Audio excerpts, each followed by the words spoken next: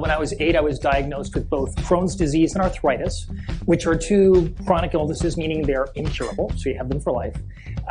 They're painful, they sap your energy, but they also, come in waves, like a lot of chronic illnesses. So there's times when you feel okay, pretty good, other times when you feel lousy, and then there's a whole bunch of time in between where you're not quite sure what you're going to get.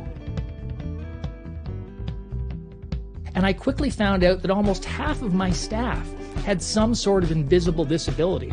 And as a result, we got into some really good discussions about how we could improve their performance. We more than doubled our productivity, and the quality of the work was tremendous. And in fact, you can probably see I've got some awards behind me here. And the reason I have them isn't, because I'm egotistical, but they remind me of what people with invisible disabilities can accomplish.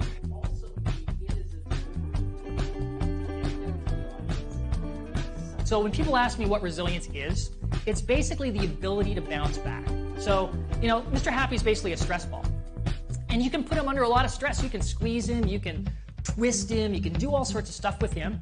But as soon as the pressure's off, what happens?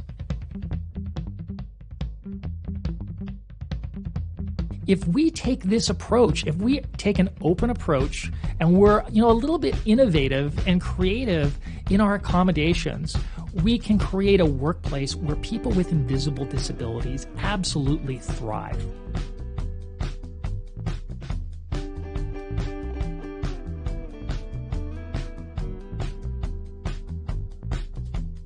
We can only manage a problem if we're aware of it.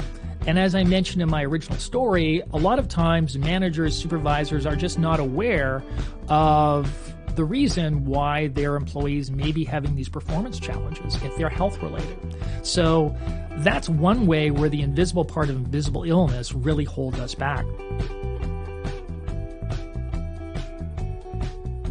You just have to do one thing right off the bat, is just acknowledge the situation that person is in.